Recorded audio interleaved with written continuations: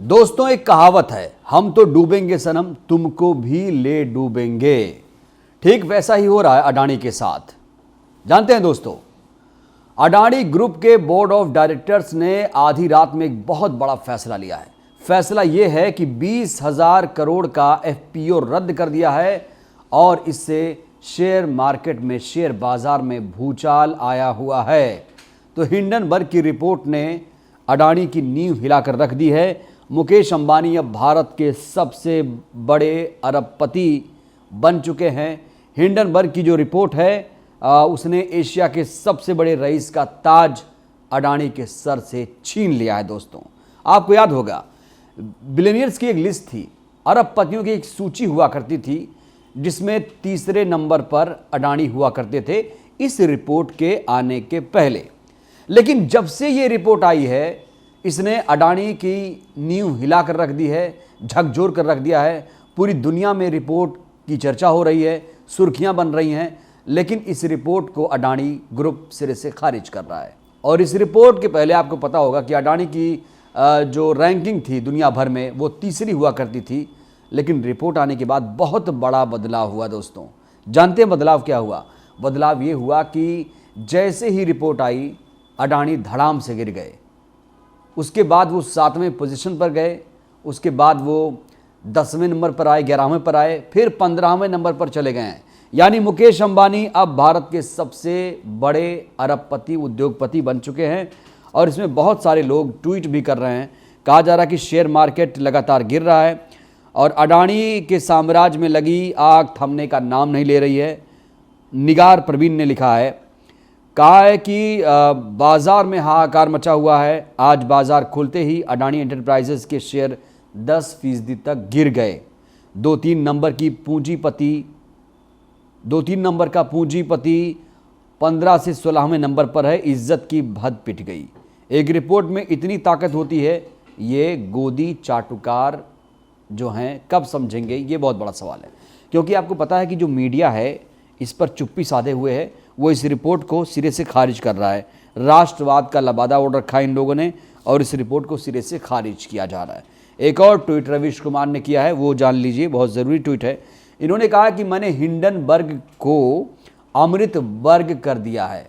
देखिए रवीश कुमार यहाँ पर कैसे मज़े ले रहे हैं, कैसे तंज कस रहे हैं। रवीश कुमार अडानी से कैसे उनके रिश्ते हैं आपको पता होगा, क्योंकि अडानी ने एनडीटीवी इंडिया ख़रीदा है और इसी में रवीश कुमार काम करते थे। और उसके बाद कहते हैं कि उनका छत छीना था अडानी ने और उनका घोंसला छीना था अडानी ने। इसलिए रवीश भी तंज कस रहे हैं, कह रहे हैं कि अमृत वर्ग कर दिया गया हिंडनबर्ग को अब, और ताकि अमृत पीढ़ी के लोग नाम सही से बोले। अमृत काल में शेयर बाजार की चिंता की ज़रूरत नहीं है। आगे श्याम मीरा ने लिखा है कि हफ्ते भर में अडानी दुनिया के तीसरे नंबर के अमीर से 15वें नंबर पर आ गए। सबको मालूम है गड़बड़ है कुछ, सबको मालूम है। हज़ारों करोड़ की मनी लॉन्ड्रिंग और ब्लैक मनी का मामला है। लेकिन नरेंद्र मोदी ने ईडी की जांच का आदेश नहीं दिया। मोदी से ज़्यादा बिकाऊ, लालची और नैतिक भ्रष्ट प्रधानमंत्री नहीं देखा। ये श्याम मीरा ने आग उगली है प्रधानमंत्री के खिलाफ, आपने देखा इसमें। तो कुल मिलाकर लगातार लोग ट्वीट कर रहे हैं। स्टॉक मार्केट का बेताज बादशाह हर्षद मेहता का वो स्टेटमेंट आपको याद होगा, जब 92 का स्कैम हुआ था, शेयर बाजार का सबसे बड़ा स्कैम हुआ था, तो हर्षद मेहता ने जानते हैं क्या कहा था?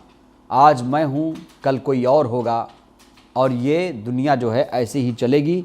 तो इसीलिए आजकल लोग फिर से हर्षद मेहता के उस वाक्य को, स्टेटमेंट को याद कर रहे हैं कि क्या अडानी अब जो अर्थव्यवस्था है भारत की, उसे और ख़राब कर देंगे? क्या अडानी के खिलाफ कोई कार्रवाई होगी? आखिर ईडी सीबीआई कहाँ सो रही है? क्यों नहीं अडानी के दरवाजे पर जाकर दस्तक देते और कार्रवाई करते? आखिर कार्रवाई कब होगी, ये बहुत बड़ा सवाल है। क्योंकि दोस्तों, अचानक 20,000 करोड़ का एफपीओ रद्द करना पड़ा है अडानी ग्रुप को। बाजार में एकदम भूचाल, हाहाकार मचा हुआ है। शेयर मार्केट धड़ाम हो चुका है, लगातार शेयर्स गिर रहे हैं। लेकिन इसकी चिंता किसी को नहीं है।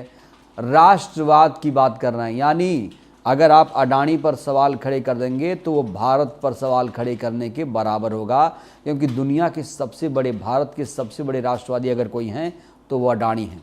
सोचिए, मतलब अमेरिकी रिपोर्ट कुछ कहेगी गलत तो इनके लिए वो भारत पर हमला हो जाएगा।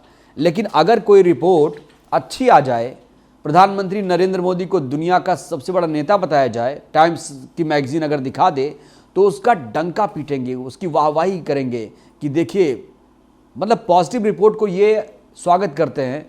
और अगर कोई रिपोर्ट इनको परेशान करने वाली होती है, कोई सच्ची रिपोर्ट आ जाए, तो उस पर ये सवाल खड़े करेंगे, उसकी साख पर सवाल खड़े करेंगे।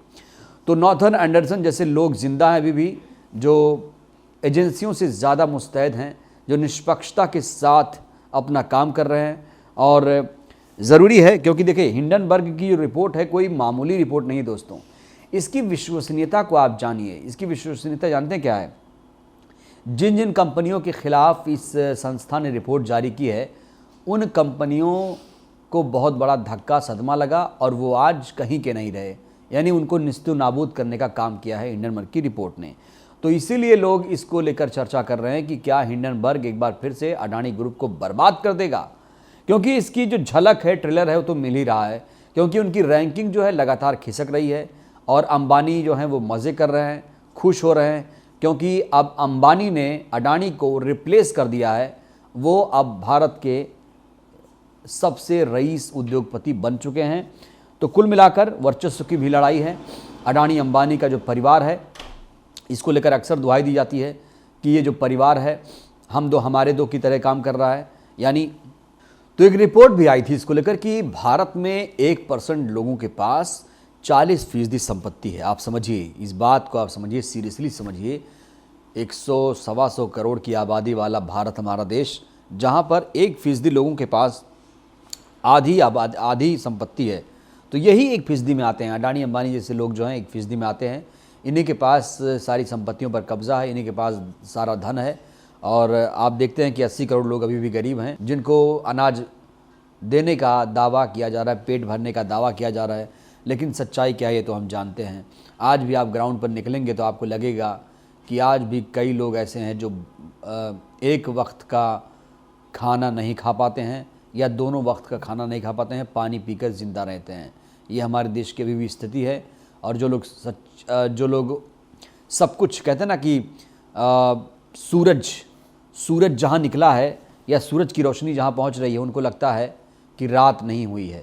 लेकिन इसी देश में कोई अपने छत पर हेलीकॉप्टर उतार रहा है, तो इसी देश में फुटपाथ पे कई लोग आज भी ज़िंदगी गुजारने को मजबूर हैं। तो ये है आर्थिक असमानता हमारे देश की, जिसे समझ लेना बहुत ज़रूरी है। और अगर इसे नहीं समझा गया तो आप आने वाले दिनों में आप समझ सकते हैं कि भारत की स्थिति क्या हो जाएगी। क्योंकि हर कोई जो मीडिया है दोस्तों, वो अच्छी अच्छी बातें कर रहा है, जो सच्ची तस्वीर है वो नहीं दिखा पा रहा है, प्रधानमंत्री से सवाल नहीं पूछ पा रहा है। तो आप समझ सकते हैं लोकतंत्र कहाँ है, संविधान कहाँ है, और जो नीतियाँ हैं वो कहाँ तक लागू हो रही हैं। क्योंकि पक्के मकान का भी वादा था योजना में 2022 तक पक्का मकान देने का, लेकिन कहाँ पूरा हुआ। तो आप सोचिए, एक रिपोर्ट जिसने भूचाल ला दिया है, जिसने अडानी की नींव हिलाकर रख दी है, लगातार अब बड़े बड़े फैसले लिए जा रहे हैं, बचाव किए जा रहे हैं। तो आप समझ सकते हैं। आपकी क्या प्रतिक्रिया है हमारी इस रिपोर्ट पर, आप अपनी राय ज़रूर दीजिएगा। शुक्रिया। नेशनल दस्तक की आपसे गुजारिश है कि अगर इसको बचाना चाहते हैं तो नेशनल दस्तक को सब्सक्राइब करने के लिए रेड कलर के सब्सक्राइब बटन को दबाएं, फिर बेल आइकन की घंटी दबाएं। नेशनल दस्तक को बचाने के लिए बहुत जरूरी है कि हर खबर को शेयर करें, लाइक करें, कमेंट जरूर करें।